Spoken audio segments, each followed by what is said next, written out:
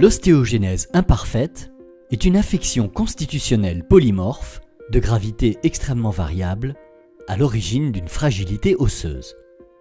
Grâce à une meilleure connaissance de cette pathologie, des progrès importants ont été réalisés dans les dernières décennies et des traitements médicaux et chirurgicaux efficaces sont aujourd'hui possibles pour pallier la fragilité et atténuer les douleurs. Malgré ces progrès, l'ostéogenèse imparfaite n'est pas aujourd'hui guérissable et reste l'affection de toute une vie.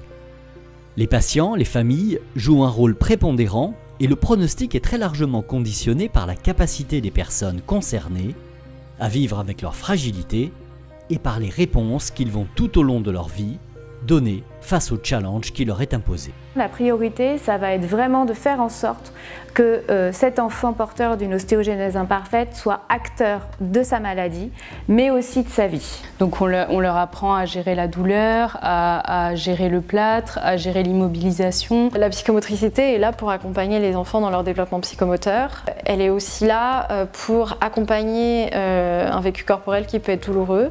Donc ça passe notamment par des médiateurs corporels comme la relaxation, l'hypnoanalgésie. On les accompagne pour qu'ils prennent confiance en eux. Après, il y a toute une partie de chirurgie. C'est vrai qu'à force des fractures répétées, on a des membres qui se déforment. Et donc on va les accompagner avant les opérations pour les renforcer, pour les immobiliser dans des conditions correctes parce que c'est des plâtres assez imposants qui vont des fois du pied jusqu'au bassin.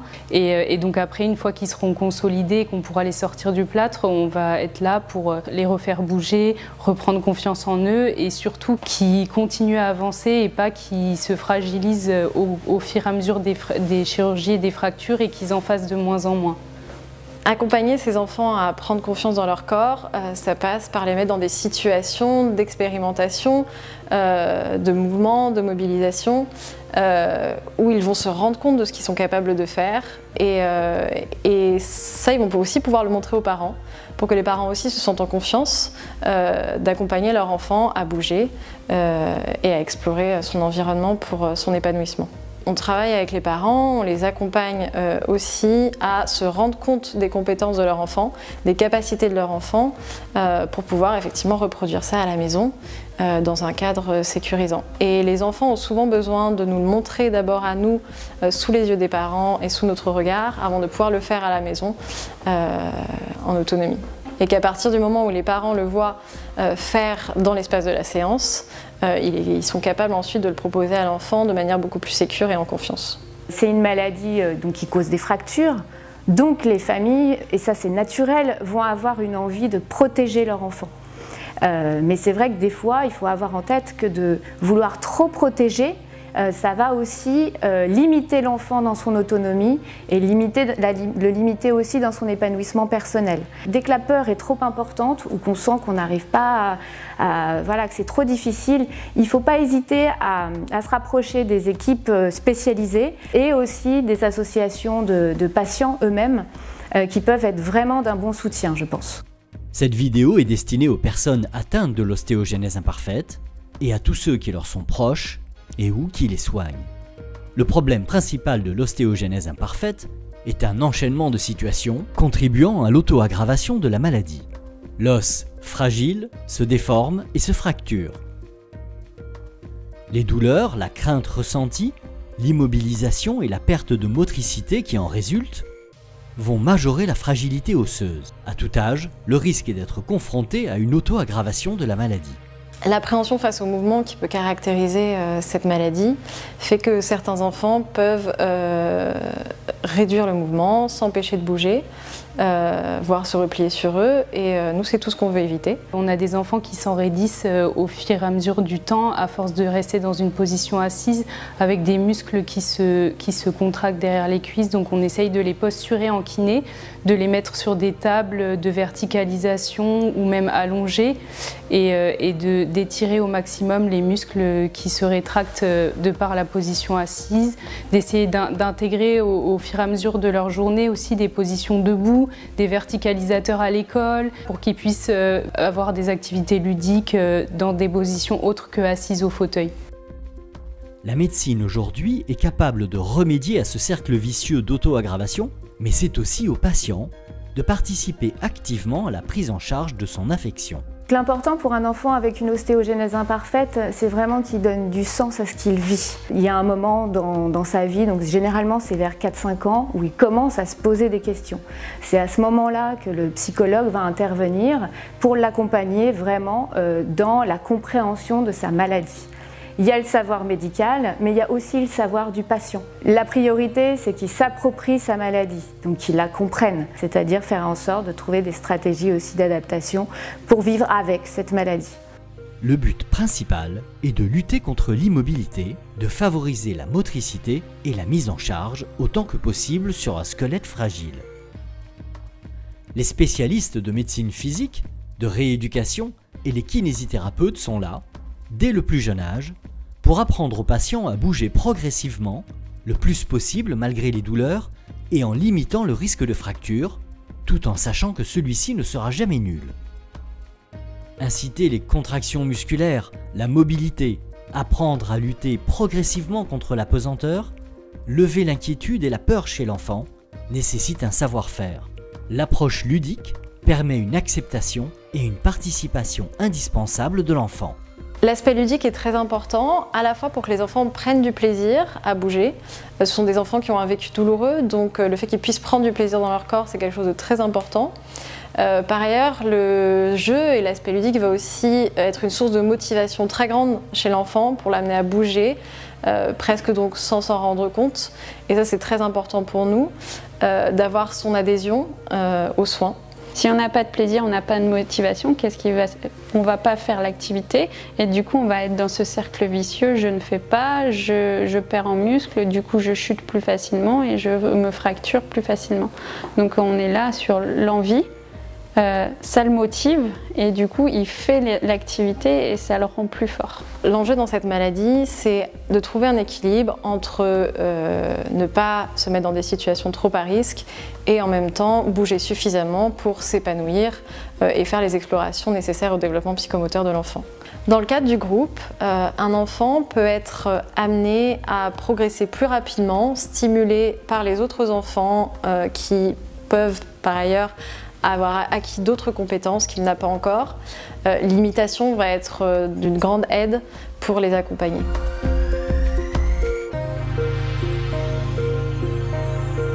Les aides techniques sont multiples pour faciliter une verticalisation et une déambulation progressive. Les appareils de maintien doivent protéger, mais laisser une part de contrainte liée à la pesanteur, aussi importante que possible sur les membres, pour éviter une aggravation de la fragilité. Il est très important d'éviter la position assise permanente, source d'attitude syphotique, de rétraction musculaire et articulaire préjudiciable. De nombreuses aides techniques peuvent être utilisées pour permettre aux enfants et aux autres adultes d'être debout devant une table de travail, avec une mise en appui le plus possible et adaptée à leur fragilité.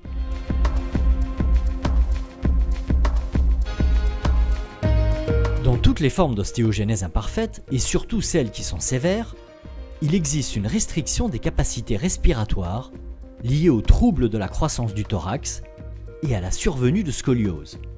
Dans les centres de rééducation spécialisés, on peut apprendre les exercices de kinésithérapie respiratoire et à utiliser les appareils relaxateurs de pression qui favorisent le développement thoracique et pulmonaire. On va les rééduquer aussi à travers différentes activités ludiques, donc déjà le réentraînement à l'effort, de les faire marcher. Après on peut utiliser d'autres exercices plus ludiques comme des bulles, la sarbacane, etc. Qui sont très bien aussi pour les rééduquer au niveau respiratoire. Dès l'enfance, cette rééducation spécifique est primordiale. La préservation des fonctions respiratoires, surtout pour les formes sévères, doit être poursuivie pendant toute la vie. Les scolioses sont fréquentes et évolutives. Elles peuvent nécessiter des traitements par corset, mais il est souvent nécessaire de les opérer. Les interventions sont précédées de périodes de traction par halo crânien qui permettent de réduire les déformations rachidiennes avant de les stabiliser chirurgicalement en réalisant des arthrodèses vertébrales postérieures. Ces interventions sur la colonne vertébrale protègent de façon efficace le pronostic respiratoire, fonctionnel et finalement vital de ces patients. L'ensemble des soins pré- et post-opératoires est réalisé en centre spécialisé et la prise en charge de rééducation motrice et respiratoire est primordiale pendant toute cette période qui peut être de 4 à 6 mois. La balnéothérapie est elle aussi très importante pour les patients à tous les âges. Elle favorise la motricité, l'activité musculaire et permet une mise en charge protégée. Elle est rassurante car elle élimine les risques traumatiques. Les jeux, le plaisir dans l'eau sont importants et favorisent l'adhésion de l'enfant craintif à la rééducation. À l'âge adulte, la pratique de la natation, régulière si possible, est hautement bénéfique. Les séjours en centre de soins spécialisés sont utiles après les interventions mais aussi de façon périodique et répétée en fonction de l'évolution de l'affection. La rééducation par un kinésithérapeute en activité libérale, proche du domicile des patients, est aussi indispensable. Nous, on a des difficultés à trouver des relais en kinésithérapie en ville, en libéral. On a décidé de mettre en place avec l'hôpital et avec l'association Vaincre la maladie des os de verre des stages de formation pour les kinés libéraux où on leur explique les grands principes de la rééducation de cette maladie. On leur montre des enfants, on leur montre les activités qu'on fait avec eux dans le but de les rassurer et qu'on puisse après avoir des relais en ville assez facilement pour ces enfants. Cette rééducation nécessite une connaissance de cette pathologie et un savoir-faire. Il faut donc mettre en place toutes les possibilités de communication et d'information entre les divers soignants et avec les patients pour assurer une prise en charge adaptée, coordonnée et pérenne.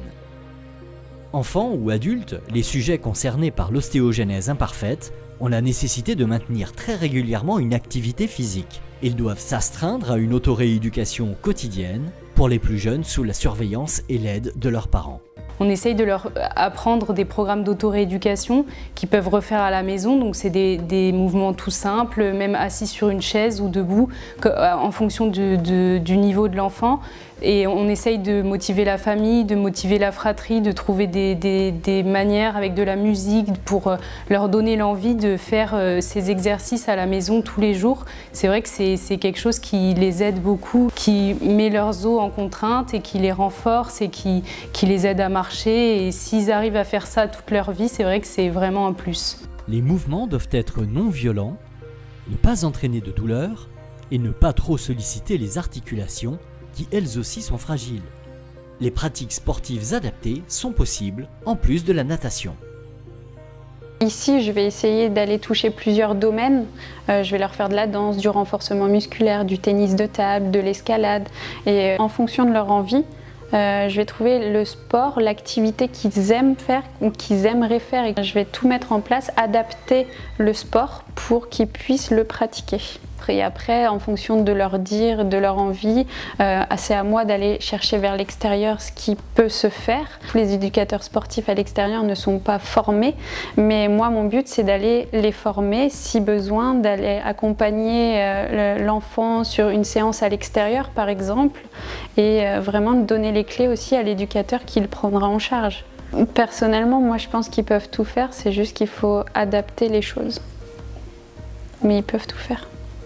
Pour des situations équivalentes en termes de gravité et de soins, les sujets qui s'astreignent à cette hygiène de vie ont des évolutions radicalement différentes et bien plus favorables. Ils sont au fil des années beaucoup mieux protégés contre la fragilité et les dégradations fonctionnelles liées à l'âge.